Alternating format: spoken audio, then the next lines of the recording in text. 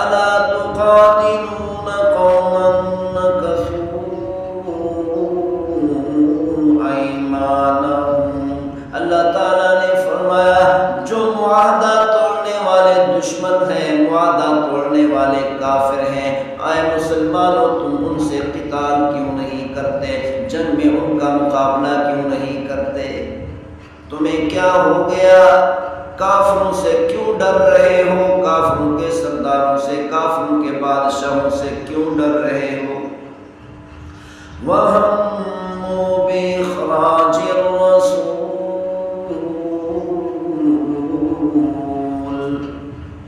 جبکہ کافروں کے بڑے بڑے سرداروں نے آخر الزمان نبی صلی اللہ علیہ وسلم کو مکہ مکرمہ سے نکال دیا۔ اتنی بڑی عظیم ہستی، نبی الانبیاء، رسول الرسول، دنیا اور آخرت کا سردار، جنت کا سردار، تمام جنتوں کا سردار، سید الاولین والآخرین، پہلے گزشتہ لوگوں کا بھی سردار، آنے والے لوگوں کا بھی سردار، قیامت تک آنے والی امت کا سردار، اتنے بڑی ہستی، اتنے بڑے پیغمبر صلی اللہ علیہ وسلم کو کافروں نے مکہ مکرمہ سے نکال دیا۔ پیغمبر صلی اللہ علیہ وسلم کو مکہ مکرمہ سے مدینہ منورہ کی طرف ہجرت کرنے پر مجبور کر دیا۔ آج بھی اسی طرح مسلمانوں پر جگہ جگہ پر ظلم و ستم کیا جا رہا ہے، مسلمانوں پر ظلم و ستم ڈھایا جا رہا ہے، تو اللہ تعالیٰ پوچھ رہے ہیں، اللہ تعالیٰ فرما رہے ہیں الا تقاتلون قوما نكثوا ایمانهم، او مسلمانوں، او اللہ اس کے رسول پر ایمان رکھنے والوں، اللہ تعالیٰ فرماتے ہیں کہ تم ایسے لوگوں سے قتال کیوں نہیں کرتے، ایسے کافروں سے قتال کیوں نہیں کرتے جنہوں نے اپنے وعدے توڑ کر مسلمانوں پر ظلم و ستم شروع کر دیا۔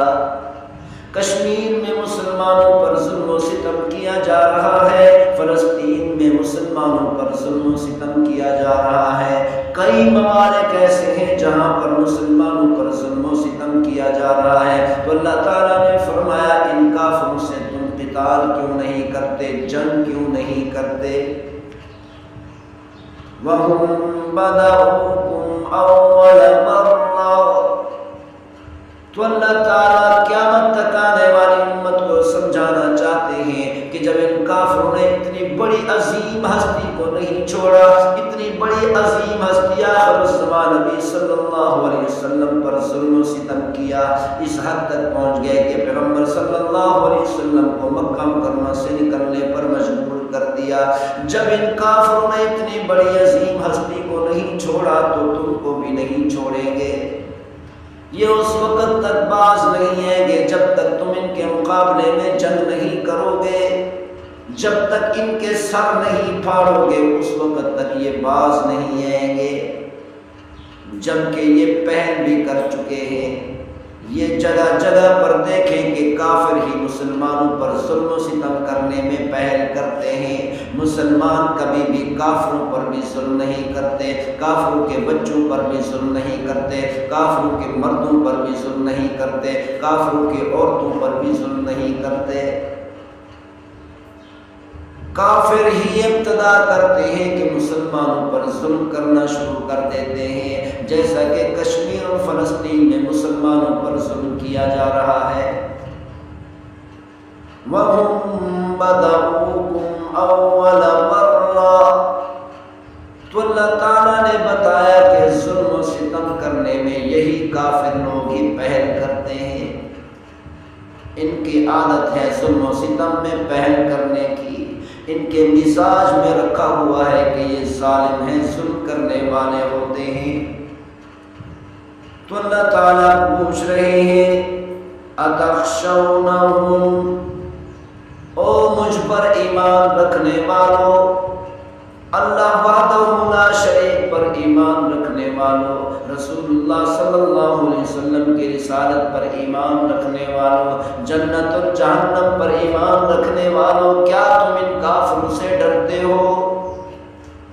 کیا تمہارے دلوں میں کافروں کا خوف بیٹھا ہوا ہے یا دنیا کی زندگی کی محبت تمہارے دلوں کے اندر بیٹھی ہوئی ہے؟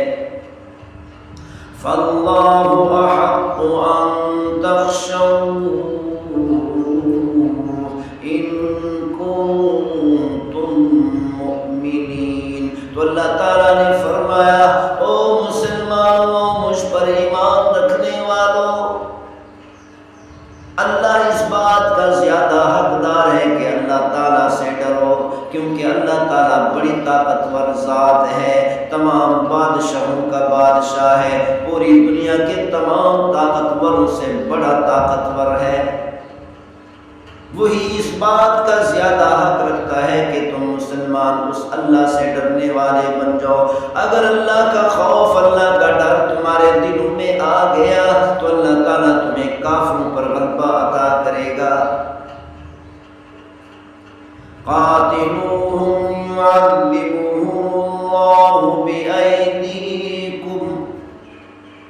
تو اللہ تعالیٰ فرمانا چاہتے ہیں مسلمانوں کو، او مسلمانوں، او مجھ پر ایمان رکھنے والوں، ان کافروں سے جنگ کرو، قتال کرو، اللہ تعالیٰ تمہارے ہاتھوں کے ذریعے سے ان کافروں کو عذاب دینا چاہتے ہیں، تمہارے ہاتھوں کے ذریعے سے ان کافروں کو تباہ اور برباد کرنا چاہتے ہیں، تمہارے ہاتھوں کے ذریعے سے وَيُخْزِهِمْ، تمہارے ہاتھوں کے ذریعے سے اللہ تعالیٰ ان کافروں کو دنیا کے اندر ذلت اور رسوائی کے گڑھے میں ڈالنا چاہتے ہیں۔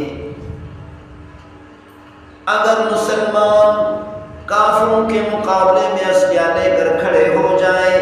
کافروں کا مقابلہ شروع کر دیں، کافروں سے جنگ کرنا شروع کر دیں، تو اللہ تعالیٰ فرماتے ہیں کہ میرا وعدہ ہے اے مسلمانوں، تمہارے ہاتھوں کے ذریعے سے ان تمام کافروں کو تباہ و برباد کر کے رکھ دوں گا۔